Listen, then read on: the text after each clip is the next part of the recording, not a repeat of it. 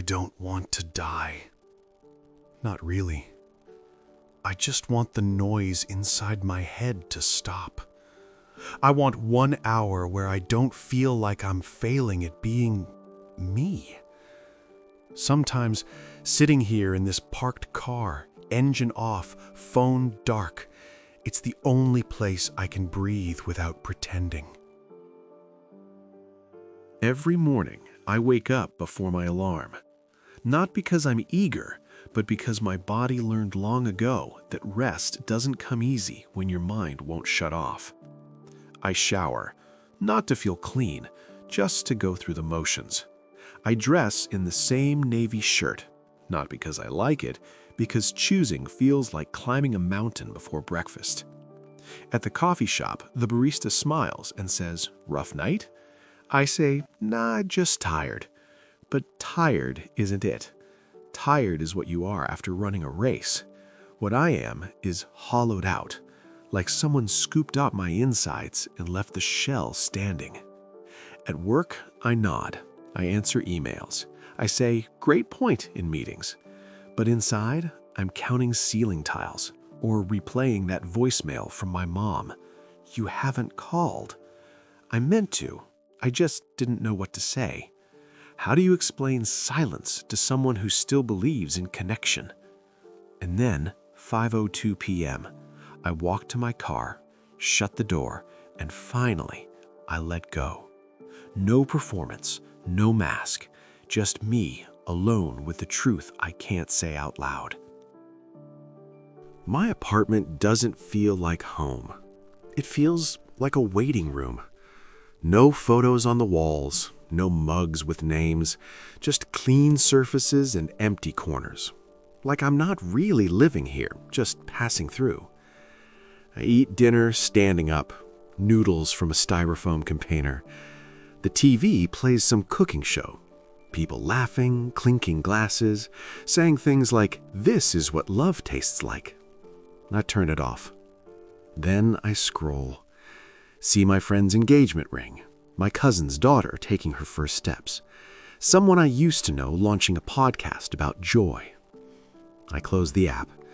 Dark screen, dark room. And suddenly the air feels thick, like I'm underwater. I sit on the edge of my bed and stare at the blank wall. And for the 100th time this month, I wonder, would anyone notice if I just stopped showing up? Not in a dramatic way. No note, no scene, just quietly stepping out like deleting a file no one ever opened. I was never taught how to talk about this. When I was 8 and fell off my bike, scraped my knee, started to cry, my dad said, "Walk it off. Real men don't whimper." So I walked. I didn't whimper. But something inside me learned to lock the door. Now, decades later, that door won't open. I try. I really do.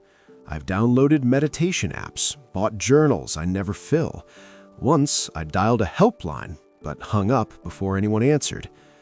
What would I even say? I'm not sad. I'm just gone. So I cope the only way I know. Work late, watch documentaries until 3 a.m., repeat routines like mantras, hoping repetition will trick my brain into meaning. But numbness isn't peace. It's just absence wearing my skin. The real reason. I don't hate life. I hate the version of myself that life has made me into. The guy who couldn't fix his parents' marriage, who ghosted his best friend after a stupid argument he can't even remember, who looked in the mirror last winter and didn't recognize the eyes staring back. I don't want to die. I want to stop being the person carrying all this shame, regret, and quiet disappointment. To disappear, not because I've given up, but because being seen feels more dangerous than being forgotten. People think I'm fine. My boss calls me dependable. My neighbor waves like we're friends. But no one sees the war inside, the part of me that still hopes and the part that's too exhausted to believe hope changes anything. So I drift, not toward death, but toward invisibility, because sometimes vanishing feels like the only way to stop hurting everyone by just existing wrong.